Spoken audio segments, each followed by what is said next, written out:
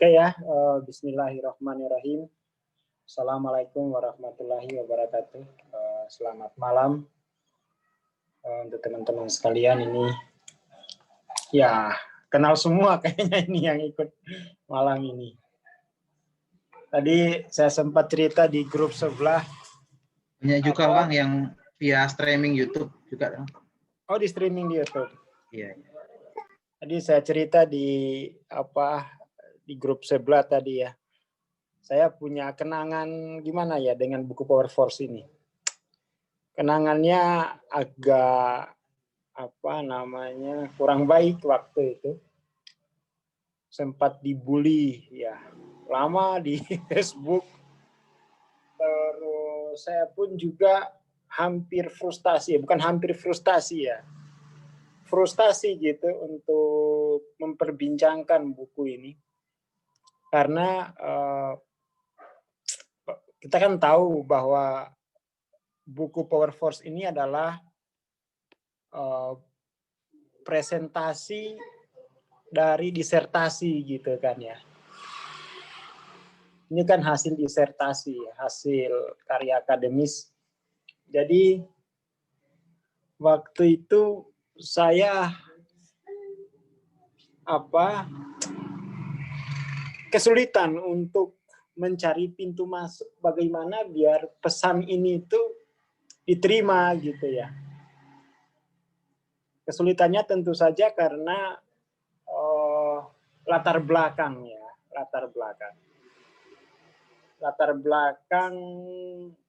pendidikan, latar belakang ya literasinya itu berbeda.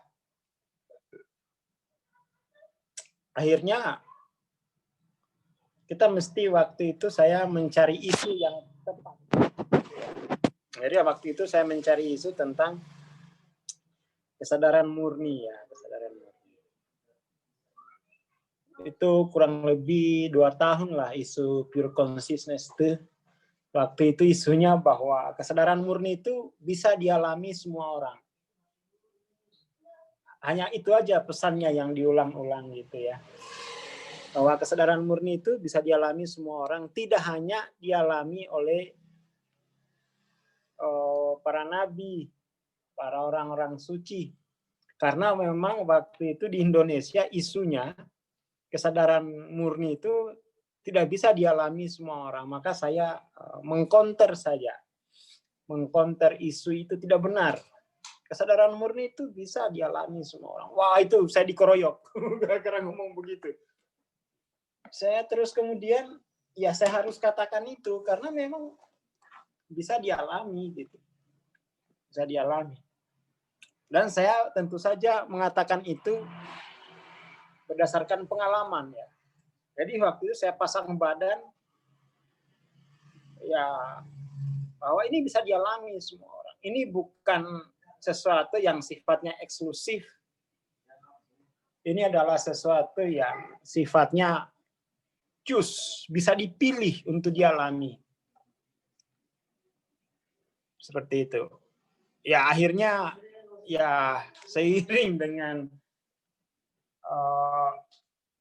waktu akhirnya masyarakat ya bisa menerima itu karena memang ya ada pembuktian kan, pembuktian pada orang sakit gitu ya. Seperti itu. Terus yang kemudian kesulitan kedua saya waktu itu saya dianggap rumit bahasanya gitu ya. Dan dianggap rumit. Di situ waktu itu kemudian peserta kopdar enggak boleh bertanya macam-macam karena menghabiskan waktu dan pertanyaan mereka tidak mengarah kepada apa yang sebenarnya ingin disampaikan oleh David R. Hawkins dalam buku ini. Pertanyaan-pertanyaannya memiliki ciri khas yang sama. Pertanyaan-pertanyaannya itu peserta waktu itu memiliki ciri khas yang sama, yaitu having oriented gitu loh. Situ saya melihat, waduh, kalau orientasinya having oriented, ini tidak bisa mempelajari buku Power Force ini gitu ya. Karena memang buku ini itu buku ilmiah sebenarnya, buku populer gitu. Bukan buku populer, dia buku ilmiah. Dan judulnya pun sebenarnya itu sudah sudah jelas. Hidden determinant gitu kan, faktor terselubung. Malam ini kita akan bahas judulnya dulu ya, sebagaimana sebagaimana beda buku yang lain. Saya lebih banyak mengulas buku judulnya, itu penting karena judul itu adalah janji akan keseluruhan ya. Dia adalah janji keseluruhan dari isi buku. Jadi tahu judulnya, tahu maksud judulnya itu udah clear itu. Nah, mari kita lihat apa maksud Hawking. Kenapa dia tulis faktor terselubung penentu perilaku manusia? Kenapa mesti ada terselubung gitu ya? Nah, menjelaskan ini gampang-gampang susah. Gampang-gampang susah. Tapi ya kita cobalah ya, kita coba. Maka kemudian keseluruhan beda buku Power Force ini saya mengasumsikan ya. Saya mengasumsikan bahwa seluruh peserta beda buku ini itu punya posisi epistemologis yang sama dengan saya. Saya harus andaikan begitu, biar saya tidak terbebani dengan keharusan untuk menyesuaikan tingkat kesadaran peserta gitu. Jadi biar kemudian terang ya, mesti saya harus mengambil jalan untuk mengasumsikan bahwa seluruh peserta itu sejajar posisinya dengan saya. Jadi itu saya akan berangkat dari situ. Itu poin pertama ya. Seluruh peserta beda buku ini posisinya saya asumsikan itu sama dengan saya. Jadi kemudian saya tidak harus memikirkan ya. Saya tidak harus memikirkan yang tidak paham. Karena memang mempelajari consciousness itu sifatnya konfrontatif, kontradiktif, dan serap yang bisa diserap, yang tidak bisa diserap nanti istilahnya kalau dalam komputer itu dicantolin saja dulu, jangan diabaikan, jangan di-reject, dicantolin saja dulu sebagai tugas belajar untuk waktu selanjutnya. Itu mesti kita sepakat dulu di awal. Karena dulu saya tidak mengambil asumsi seperti ini, maka kemudian saya kerepotan itu mesti penyesuaian dengan tingkat kesadaran peserta gitu ya. Itu lama sekali, hampir 2 tahun, dan saya menggunakan uang pribadi untuk keliling kopdar. Jadi seperti itu. Jadi oke lah, dengan asumsi bahwa kita semua sejajar, kita bedah buku ini ya. Mesti begitu. Malam ini kita coba dulu ya, bahas covernya ini. Untuk memahami latar belakang judul, maka kita mesti berangkat dari persoalan dasar dalam sains. Karena Hawking ini kan orang saintis ini. Persoalan dasar dalam keilmuan itu adalah menentukan preposisi bahwa apakah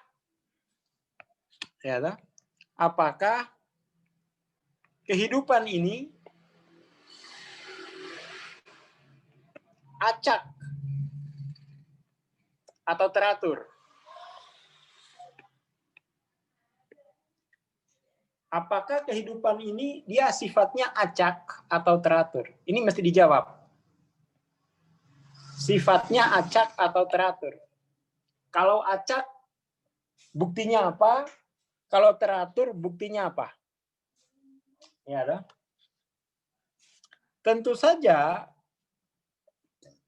kita akan menjawab bahwa kehidupan itu sifatnya teratur. Ya kan? Tidak acak. Tapi orang awam itu memahami kehidupan itu acak. Nah, kita tidak berangkat dari pemahaman awam tadi ya. Kita berangkat dari pemahaman orang berilmu bahwa kehidupan itu teratur. Lalu kemudian buktinya apa kalau itu teratur? Kita bisa membuktikan bahwa kehidupan itu tidak acak atau kehidupan itu teratur lewat organisasi ya.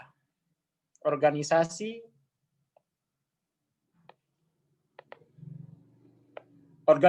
alam atau organisasi manusia.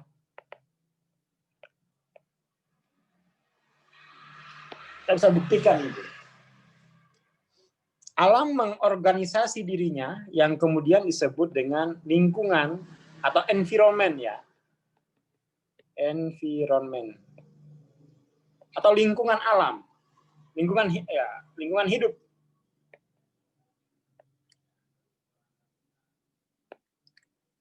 Organisasi manusia disebut dengan society atau masyarakat. Kan ada struktur organisasi di dalam lingkungan hidup itu. Ada struktur organisasi di dalam masyarakat.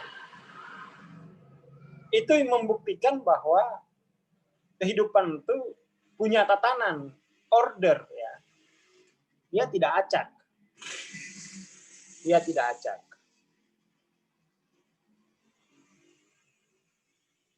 Jadi misalnya kita lihat di lingkungan organisasi alam ya, baik alam tumbuh-tumbuhan maupun alam hewan itu kan tidak pernah kita melihat ada misalnya kucing kawin sama kambing ya. Ya kucing kawin sama kucing gitu. Ya kan? Ada organisasi alam itu berdasarkan jenis makanannya. Karnivora, omnivora, ya kan? Herbivora, semacam itu. Jadi itu membuktikan bahwa kehidupan itu punya tatanan. Ada misalnya organisasi di tumbuhan ya, misalnya pohon jati yang kalau musim kering dia menggugurkan daunnya untuk mengurangi penguapan. Itu kan organisasi. Artinya ada sistem yang mengatur perilaku, ya kan? Jadi ada sistem yang mengatur perilaku. Diingat-ingat bahwa judul buku ini penentu perilaku ya. Ada sistem yang mengatur perilaku. Diingat-ingat ini buku ini tentang penentu perilaku. Sekarang kemudian kita pindah topiknya ke soal sistem yang mengatur perilaku, ya kan? Bagaimana memahami sistem yang mengatur perilaku?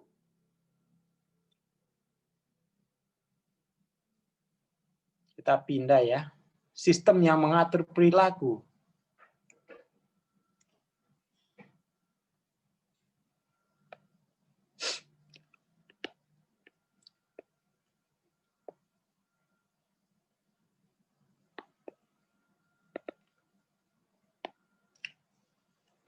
Nah,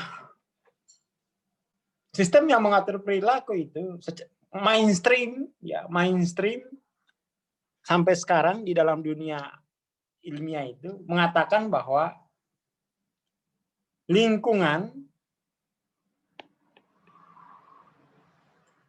itu mengontrol perilaku individu.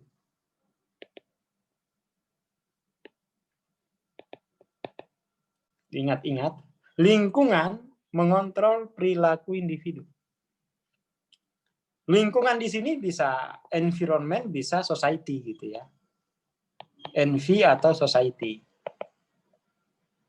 Environment itu lingkungan alam, society itu lingkungan manusia atau masyarakat. Jadi masyarakat itu mengontrol perilaku individu. Dan keduanya ini, baik lingkungan maupun individu, itu sama-sama berada dalam ruang waktu ya. Jadi lingkungan dan individu itu posisinya dalam ruang waktu, hanya saja lingkungan yang mendorong perilaku. Lingkungan itu menjadi kekuatan pendorong. Kekuatan pendorong itu disebut sebab gitu ya. Sementara individu itu yang menerima akibat, ya, yang menerima akibat dari lingkungan gitu. Seperti itu. Ini sains linear begitu, asumsinya begitu. Dan ini kan bisa dibuktikan ya. Kita di SMP dulu belajar ya, saya di SMP waktu itu belajar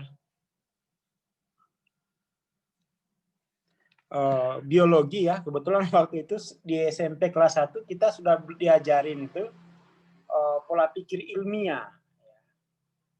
Kita diajarin pola pikir ilmiah dan itu di kelas 1 dan kami langsung praktek ke laboratorium. Waktu itu saya masih ingat betul, kami ke hutan nyari capung, kita tangkap, lalu capungnya itu mati, lalu kemudian kami simpan dalam kotak, dikunci, kami bawa pulang kuncinya, 4 hari sudah membusuk dan capung tadi menjadi makhluk lain gitu. Ada perubahan dari capung menjadi bakteri ya. Itu karena lingkungan yang memprogram seperti itu. Jadi kesimpulan bahwa lingkungan memprogram perilaku individu itu fix, nggak bisa dibantah. Karena kami bisa buktikan itu di laboratorium gitu. Itu waktu SMP gitu ya. Ingatan ini itu dasar sains itu bahwa dugaan itu mesti dibuktikan gitu ya. Hipotesis itu kan mesti dibuktikan. Dan itu menjadi dasar dari ilmu pengetahuan modern untuk memahami perilaku. Jadi kita hanya dari sisi asumsi ini, pola pikir linear ini, maka individu itu adalah korban. Individu adalah korban dan individu hanya bersifat survive. Survive adaptif. Dalam hal ini itu seperti yang didalilkan oleh Charles Darwin bahwa tujuan kehidupan adalah untuk survival the fittest itu kan. Tujuan kehidupan itu adalah survival the fittest. Itu kan kita pelajari di SMP ya. Ini doktrin ya, dogma ilmiah. Dogma ilmiah.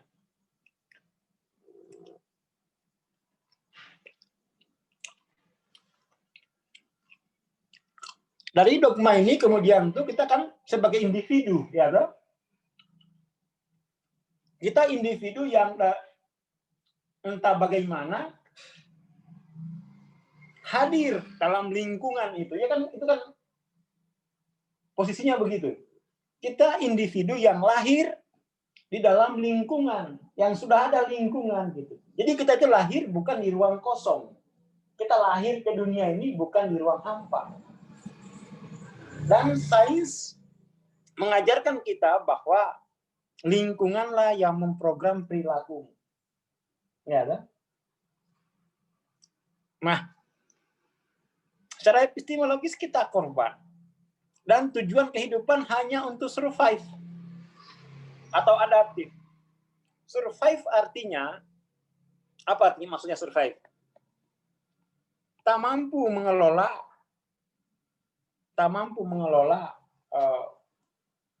kekacauan itu. Tak mampu mengelola kekacauan. Sementara adaptif maksudnya mampu mengelola. Tapi baik tak mampu maupun mampu, sama-sama jadi korban dari lingkungan gitu kan. Sama-sama menjadi korban dari lingkungan. Saya menghayati kehidupan sampai lulus SMA itu pakai asumsi ini. Saya menghayati kehidupan itu dengan asumsi ini. Ini adalah paradigma namanya. Paradigma itu model yang menjelaskan sifat realitas. Entah teman-teman menyadarinya apa enggak, itu persoalan ini ya.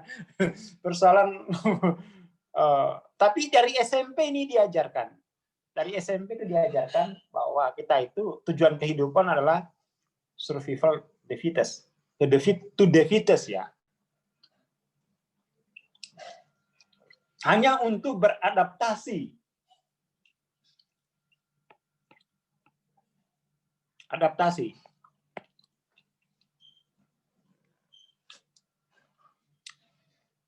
Yang mampu bertahan ya mampu adaptasi. Yang nggak mampu adaptasi, dia akan punah. Itu kan doktrinnya begitu ya, doktrinnya begitu.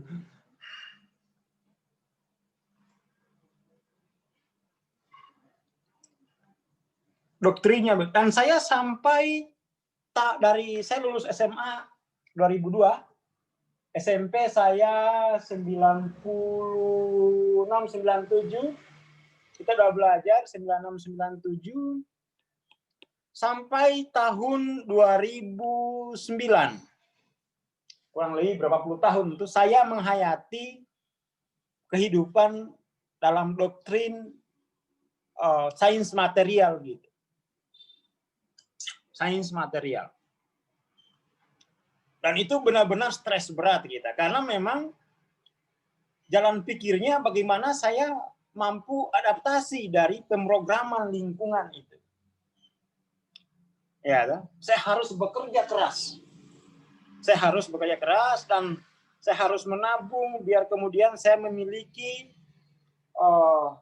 posisi sosial gitu ya. 2008 bangkrut. Depresi. Dan apa ya? Saya akhirnya berpikir lagi gitu. Saya harus bangkit lagi untuk adaptasi gitu. Dan itu melelahkan ya, melelahkan. Bagaimana ini bisa ada nggak sih cara hidup yang tidak survive, yang tidak adaptif? Ada nggak sih? Ya kan? Saya waktu itu belum menemukan literatur ilmiah. Enggak. Sampai kemudian 2009 saya menemukan judul buku ini gitu. Loh ini judulnya saja itu udah menarik. Loh. Saya pikir mungkin waktu itu ini hanya bahasa gimmick marketing aja kan. Masa iya ada faktor terselubung penentu perilaku. Kan kita dari SMP belajar sains bahwa lingkunganlah penentu perilaku. Kok ini menawarkan judul yang menggelitik, yang saya waktu itu sudah tidak percaya awalnya. Ini kayaknya sama aja. Ini hanya soal ini itu soal marketing aja. Waktu itu saya baca di internet, tapi ada tarikan ya, ada tarikan.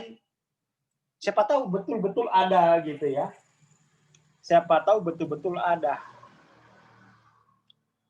Saya baca di halaman-halaman awal, Hawking ini langsung menghajar posisi asumsi yang kita pelajari dari SMP itu. Bahwa ini memang merugikan kita karena individu posisinya dikontrol oleh lingkungan. Individu tidak memiliki kebebasan. Individu tidak ada kebebasan. Dia hanya punya pilihan untuk survive atau adaptif atau mati. Dan itu bukan pilihan yang didorong oleh kebebasan, tapi pilihan yang didorong untuk bertahan hidup. Jadi bukan kebebasan itu. Tidak ada pilihan. Kita mesti merespon untuk bertahan hidup atau mati. Itu bukan kebebasan itu ya. Itu bukan kebebasan. Itu namanya paksaan alam, dipaksa oleh alam gitu ya. Paksa oleh alam.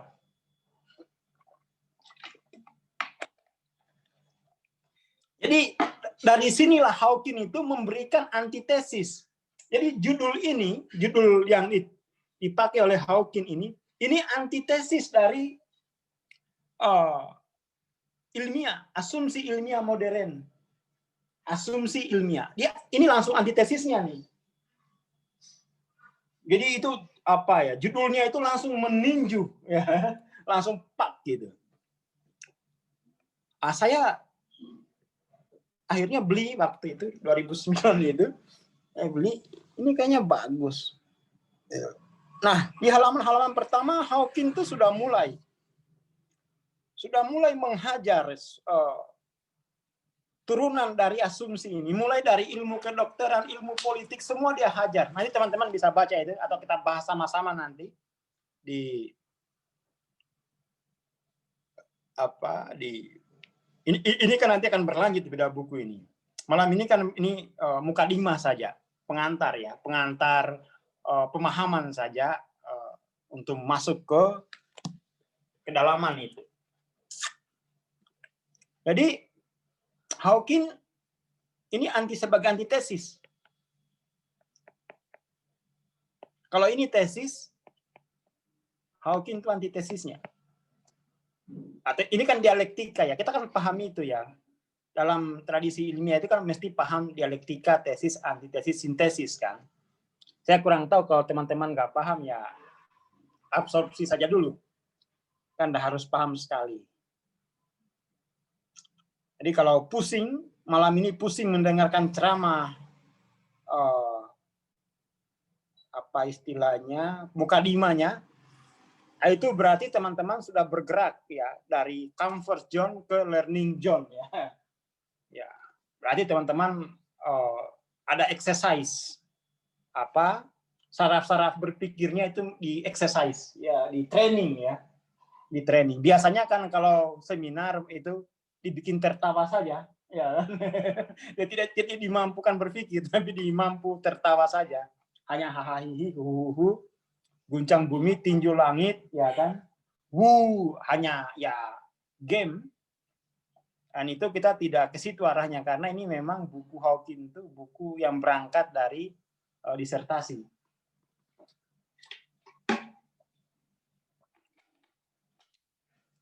Nah, kemudian saya baca makin menarik. Hawking kemudian bagaimana dia menjelaskan tentang bagaimana dia menjelaskan metode yang dia pakai untuk menyusun epistemologis baru ini. Situlah dia menerangkan tentang kinesiologi, ya, toh? Yang menjelaskan tentang consciousness. Ya, waktu itu saya tentu saja ini bidang baru ya. Ini bidang baru, ya saya pusing juga. Sakit kepala 3 hari. Karena itu berhubungan dengan ya bidang baru gitu ya. Bidang baru. Cuman kan karena waktu itu saya punya modal bahwa tujuan kehidupan itu adalah survival to the fittest. Maka kemudian saya ingin tahu antitesisnya apa. Ya kan? Kalau survival to the fittest ini artinya itu kehidupan itu problem, ya toh? Kehidupan itu masalah. Makanya kan dalam karya-karya ilmiah itu selalu berangkat dari masalahnya, ya toh? Selalu kita disuruh mencari masalah. Karena memang doktrinnya seperti itu, bahwa kehidupan ini masalah. Ya, toh? Kehidupan ini masalah, itu doktrinnya. Kehidupan itu problem. Maka kemudian di dalam tradisi berpikir ilmiah itu mesti diajarkan apa? Problem solving, cara berpikir ilmiah, ya kan? Cara berpikir ilmiah itu kan disusun sebagai upaya untuk problem solving gitu kan, penyelesaian masalah. Kayak tentu kita mengerti itu, yang pernah belajar berpikir ilmiah tentu mengerti itu. Ada berapa tahap itu berpikir ilmiah? Nah, kemudian antitesisnya bagaimana? Antitesisnya tidak begini modelnya ya. Tidak begini. Ini kan modelnya lingkungan memprogram individu kan, seperti itu. Sehingga individu tadi mengekspresikan perilaku tertentu kan begini. Hawking memberikan model yang berbeda. Itu yang membuat saya, wah ini keren nih, ini keren nih. Dan saya cukup tertarik karena yang ngomong ini ilmuwan gitu loh. Kalau yang ngomong motivator saya nggak percaya. Karena tidak ada penelitiannya kan. Karena yang ngomong ini ilmuwan saya percaya. Ya kita punya tradisi. Artinya ilmuwan itu kan kalau ngomong dia bisa diuji, analisis-analisisnya kan bisa kita telusuri gitu. Wih, keren ini orang tua ini. Hawking kemudian menyusun modelnya tidak seperti ini, tidak tidak horizontal gitu. Tidak horizontal, dia menyusun modelnya vertikal. Itu saja sudah berwah. Ini dia punya kita melihat modelnya yang sains modern, dia modelnya horizontal. Hawking menyajikannya vertikal. Cara penyajiannya saja itu sudah mengandung secara filosofis. Hawking ini berarti dia punya dimensi ketinggian gitu loh. Dia punya dimensi ketinggian. Sementara yang begini, ini kan dimensinya dimensi panjang saja. Dimensi panjang. Dimensinya itu panjang atau lebar saja.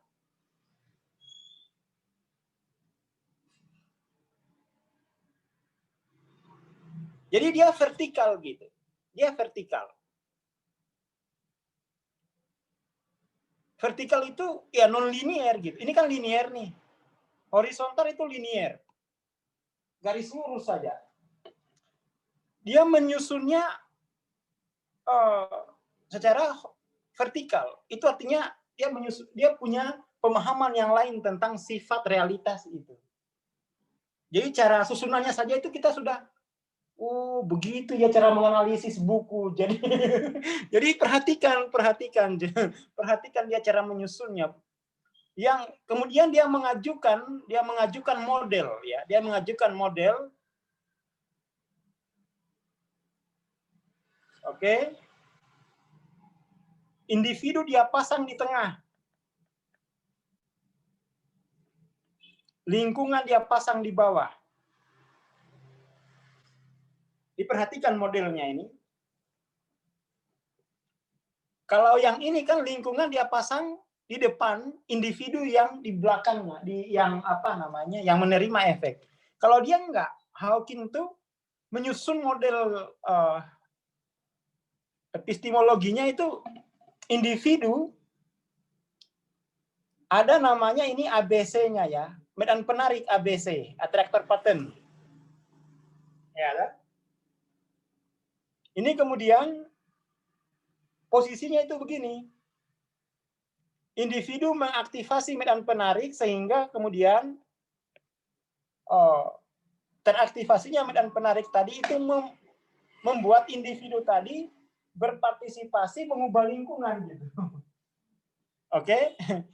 Jadi membacanya itu bisa dipahami bahwa individu yang mengaktifasi medan penarik dan teraktivasinya medan penarik tadi itu menjadikan individu berpartisipasi mengubah lingkungan. Wah, keren, keren. Itu keren banget itu. Waktu itu, wah ini nih kok kesimpulannya beda, antitesis. Dimodelkan kan begini, ABC, ya individu mengaktifasi dan penarik, lalu kemudian dia mengubah lingkungan. Bandingkan dengan asumsi yang pertama bahwa lingkunganlah yang memprogram individu. Ya kan? Dibandingkan itu, lingkungan yang memprogram individu. Itu kan jauh banget. Ya kan? Lalu kemudian Hawking menjelaskan lagi bahwa medan penarik itu berada di ruang waktu. Ini operannya, operan. Medan penarik itu berada di ruang waktu. Itulah yang dia sebut Hawking sebagai yang terselubung. Karena medan penarik itu tidak ada di dunia eksternal. Tidak ada di dunia eksternal. Itu yang disebut dengan yang terselubung.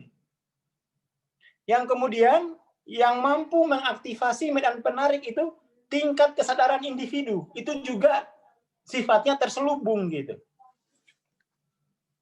Jadi ada dua yang terselubung di dalam judul ini. Pertama medan penariknya, yang kedua tingkat kesadaran individunya. Yang kemudian itu mengubah lingkungan atau mengevolusikan lingkungan, katakan begitu.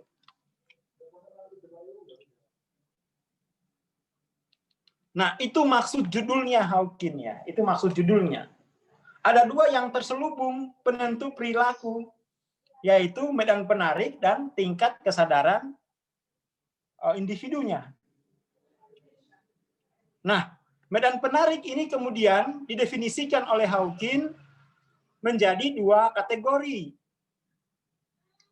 Medan penarik ini kemudian didefinisikan oleh Hawking menjadi dua bagian yang disebut force and power gitu. Force itu medan penarik lemah.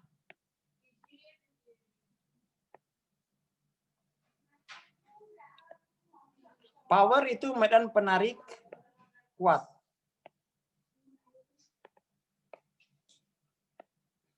Ya, toh? Jadi medan penarik itu force versus power. Nah, kalau di asumsi pertama bahwa kita hanya adaptasi, kita hanya survive, asumsi yang kedua ini, kehidupan itu kreatif. Kreatif. Karena kenapa? Oh, kita yang mengaktifasi medan penarik. Dia kreatif. Masalahnya kreativitas itu ada dua. Ada yang destruktif, ada yang konstruktif. Nah, kreativitas yang destruktif itulah yang dia mengaktifasi force. Sementara kreativitas yang yang konstruktif itu dia berarti mengaktifasi yang power. Ini tuh kita sendiri yang milih. Kita sendiri yang milih. Ada kebebasan di sana. Lalu kemudian saya tuh waktu itu wah ini kok kayak temuan besar ya. Apa namanya? Bagi saya itu pencerahan ya. Kayak saya mengalami ledakan intelektual. Wah, ini keren banget ini. Ini keren banget ini keren. Ini keren banget. Ini pukulan maut ini, ya kan? Ternyata kita sendiri yang kreatif. Kreatif yang mengaktifasi medan penarik gitu. Wah, ini keren sekali.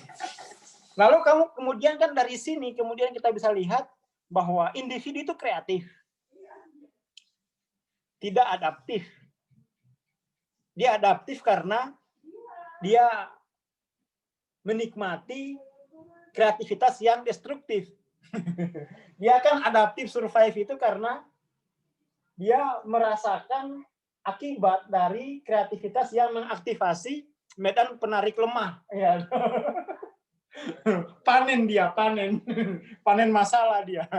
Nah, kapok. Kapok. Dari situ kemudian saya berpikir, oh berarti apa yang saya alami beberapa tahun ini itu sebenarnya adalah manifestasi dari kreativitas saya sendiri gitu. Karena saya mengaktifasi medan penarik lemah. Di situ Tuhan selamat itu. Karena kan biasanya orang kalau ada musibah ini diuji oleh Tuhan. Bukan diuji oleh Tuhan, kamu sendirian. jadi Tuhan itu apa namanya bertangan kotor kalau pakai paradigma linear tuh. Jadi satu tangan kirinya buat berbuat menguji dengan penderitaan, tangan kanannya untuk memberi rahmat, ya kan? Dan itu kan kontraintuitif dengan apa yang kita pelajari di tasawuf bahwa Tuhan itu ar-Rahman. Ar-Rahman itu artinya Tuhan itu non selektif, memberikan rahmatnya ke siapa saja. Dia tidak seperti anggapan orang-orang bahwa kalau saya ditimpa musibah ini karena Tuhan menguji saya. Itu kan non selektif. Selektif gitu. Seolah-olah Tuhan itu pilih-pilih. Ya, kan? Nah, itu saya dengan bahasa-bahasa di masyarakat saya analisis. Loh, ini kayaknya kok merusak akidah ini ya. Ini merusak. Kita di tasawuf kita belajar bahwa Tuhan itu ar-Rahman, artinya Tuhan itu non selektif. Seperti matahari yang tidak pilih-pilih. Yang tidak pilih-pilih.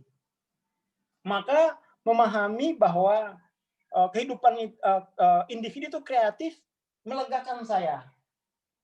Oh iya, ini memang berarti ini kan saya sendiri yang aktivasi medan penarik ini. Ya, toh?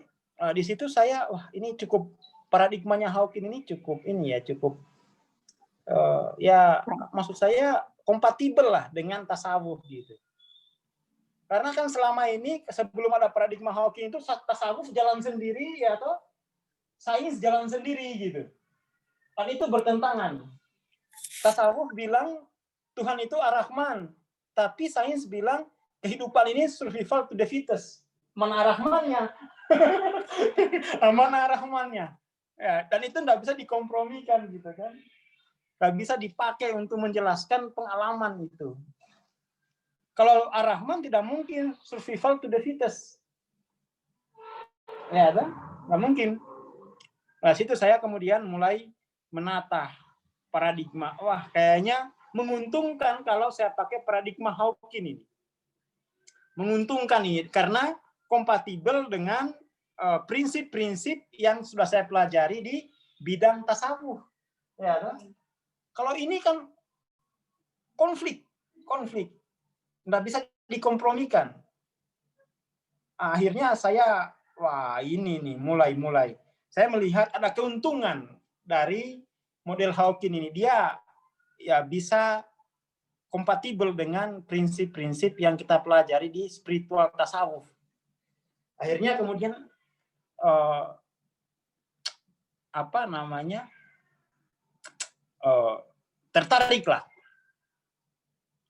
tertarik ke Hawking waktu itu. Dan kalau tadi kan kalau di paradigma linier kehidupan itu masalah. Kehidupan itu masalah. Kalau di paradigma non-linier, kehidupan itu suci, iya toh? Kehidupan itu suci. Kehidupan itu menjadi masalah karena itu adalah hasil destructive creation gitu. Karena itu adalah tangan kita sendiri yang mengotori kesucian itu. Wah, itu saya membaca di buku Hawking yang lain, wah ini keren banget ini. Kehidupan itu suci. Kita sendirilah yang mengotori kehidupan itu dengan mengaktifasi medan penarik lemah. Wah, di situ. Wah. Dan itu kan relevan dengan pemahaman bahwa di agama, kalau hidupmu susah, maka itu bukan dari saya, teman-teman. Ya, ada disclaimer kan. Semua penderitaan itu dari ulah tanganmu sendiri, bukan dari saya, Tuhan. Ya kan? Kan relevan itu. Wah, kita yang dari kecil belajar agama senang melihat model sains yang kompatibel gitu. Senang. Dari situlah kemudian saya mempelajari Hawkins secara mendalam ya, dan saya senangnya karena dia sejajar lah, dia kompatibel dengan paradigma tasawuf yang di mana sebelumnya saya sebelum belajar pengembangan diri itu ya kita belajar tasawuf dulu lah. Ya kan, kita belajar tasawuf. Cuma kan selama ini antara tasawuf dan sains material itu kayaknya antara sumur dan langit kan ini. Karena prinsip dasarnya nggak bisa dikompromikan memang. Yang satu survival to fittest, kehidupan itu problem. Tasawuf bilang kehidupan itu suci, ya kan? Yang mengotorinya kamu sendiri gitu. Kan nggak bisa dikompromikan. Nah, akhirnya kemudian saya mendalamilah Hawkins ini. Saya dalami Hawkins, kemudian tuh tahun 2009, 2010, 2011, 2012 kehidupan berubah karena memang oh ya benar kita sendiri yang mengaktifasi medan penarik gitu. Sehingga saya bisa memprogram lingkungan dari awalnya gembel jadi bos lah waktu itu. Itu karena pemahaman ya. Oh iya. Singkat cerita begitu akhirnya karena buku ini membantu saya mengalami transformasi individu sosial dan intelektual dan bahkan spiritual. Ya, kehidupan saya membaik. 2016 saya membeli lisensi buku ini di yayasannya Hawkins dan saya terjemahkan dan saya ingin mengajarkan gitu. Karena buku ini revolusioner menurut saya waktu itu. Revolusioner karena kalau berpikirnya saintis, kalau berpikirnya having oriented, ini buku ini bisa bikin sakit kepala. Nah, jadi saya harap teman-teman membaca buku Hawkins itu dari perspektif semacam tadi ya, berangkat dari tesis antitesisnya. Saya kira malam ini cukup sekian dulu ya. Kita bahas covernya dulu lah. Nanti pertemuan selanjutnya nanti akan diinformasikan oleh Mas Camim. Itu nanti kita masuk di ya bab-bab awal di kata pengantar. Itu semua kita bahas. Oke, saya kira cukup ya, pengantarnya cukup. Kemudian tuh teman-teman mesti memiliki paradigma. Jadi kadang-kadang tuh saya lihat di dunia pengembangan diri Indonesia ini dia tidak berbasis paradigma gitu ya.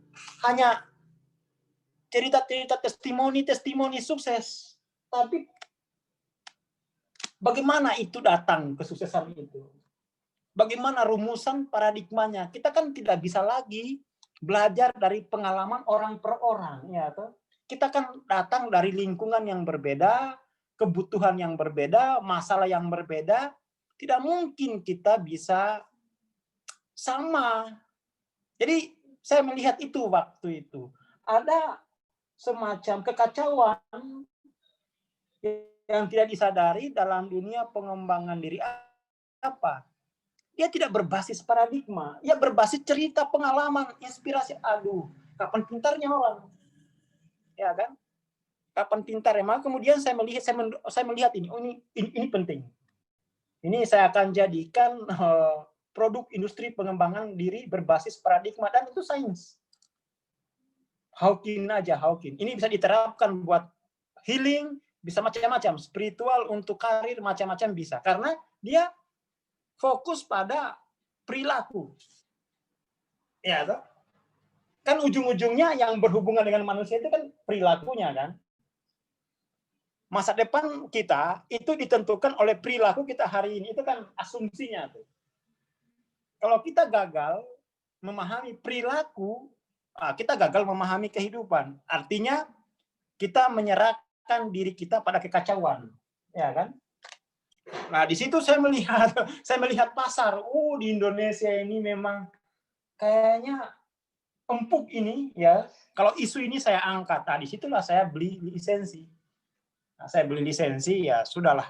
Sampai sekarang saya dari 2017, 18, 19, 20 saya hanya menggawangi pemikiran Hawking ya, karena itu tadi pertama dia antitesis dari sains modern, sains linier. Yang kedua, model Hawking ini kompatibel untuk menjelaskan fenomena-fenomena spiritual. Nah, itu kepentingan saya. Jadi memang kalau teman-teman mempelajari Hawking ini mesti dalam rangka untuk mempelajari ilmu ya. Ilmu dulu. Kalau niatnya bukan untuk mempelajari ilmu, itu keliru, nggak akan kuat belajar. Nggak akan kuat belajar. Karena Hawking ini ya ilmuwan gitu. Dan kita kan nggak bisa tuh mengganti-ganti ilmu itu. Ilmu itu kan udah satu set ya, satu set paradigma yang punya cara berpikir, cara pemahamannya ya harus sesuai gitu. Nggak bisa diotak-atik sendiri. Ya ilmu yang nggak bisa. Jadi kita tertib saja, kita tertib. Dan alhamdulillah ya sampai hari ini tuh kita ya penggemar Hawking tuh makin meningkat, ya makin banyak orang yang suka. Karena konsisten itu. Biasanya kalau pengembangan diri kan hari ini bahas ini, besok bahas itu, nggak jelas lagi itu. Ya, temanya dia tidak membahas pemikiran, dia hanya membahas fenomena pengalaman. Nah, pengalaman kan berubah-ubah, ya. Pemikirannya bagaimana gitu. Artinya matangannya itu gimana? Paradigmanya itu gimana? Hukum paradigmanya gimana? Itu kan yang disebut ilmu kan, yang bisa kita pegang itu. Jadi ya kira-kira begitulah cerita tentang judul, latar belakang dan maksudnya, sehingga teman-teman tuh bisa memilih mau menganggap bahwa kehidupan itu kacau, artinya teman-teman nggak usah punya paradigma lah, nggak usah baca paradigma. Toh kehidupan itu kacau. Dengarin aja terus pengalaman orangnya atau teman-teman mulai hijrah, mulai evolusi ke paradigma. Nah, paradigma kemudian kan ada dua, ada linear, non-linear. Dan buku ini kita, Hawking itu murni paradigma non-linear dan non-duality. Linear itu dibantai sama Hawking. Disusun ulang, ya, atau disusun ulang. Susunannya kan tadi lingkungan, memprogram individu. Sama Hawking dibongkar, dibalikkan itu, dibalikkan berapa derajat ini? 180 derajat ya. Ya kan, dibalik 180 derajat. Ini berapa derajat ini? Dari horizontal ke vertikal tuh? 90 derajat ya. Dibalik 90 derajat, sehingga kemudian lingkungan yang awalnya itu determinan ditempatkan sebagai akibat, ya kan 90 sih. Kan pertama itu lingkungan yang lebih tinggi, 180 lah, ya kan? Iya 180, wah ini Mas Camim ini. Jadi ini kalau vertikal yang horizontal ya 90 Kang. Enggak, lingkungan kan yang di atas awalnya tuh kan. Ya ubah 180 kok. Nah, ya balik total. Ya dibalik total kan ini. Ya ini dibalik gitu, berubah drastis, dia balik posisinya. Awalnya lingkungan itu yang dominan disimpan sebagai akibat. Awalnya itu lingkungan yang sebab gitu ya. Dia disimpan sebagai akibat gitu. Ya kan? 180. Berkebalikan, versusnya gitu, diversuskan. Ya kan? Dia versus. Kebalik.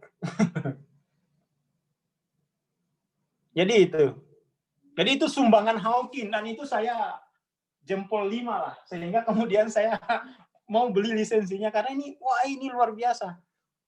Ini mengubah nasib ya, mengubah nasib saya dari awalnya korban menjadi kreatif. Ya kan? Dan ini kalau kita sambung-sambungkan ke agama, wow ini model Khalifah fil ard ini. Iya tuh. Model yang bisa menjelaskan Khalifah, dia bebas di situ. Dia mau mengaktifasi rendah itu silakan, tapi resiko tanggung sendiri, ya toh. Nah, itu menariknya ini model ini. Jadi ya seperti itu maksudnya judul. Itu baru maksud judul, belum kita bahas isi. Saya kira cukup ya. Wabillahi taufik wal hidayah. Wassalamualaikum warahmatullahi wabarakatuh. Selamat malam. Kalau ada tanya jawab di grup saja ya. Nanti kuliah-kuliah selanjutnya ya seperti ini. Tanya jawab di grup, tanya jawab di grup. Oke, terima kasih.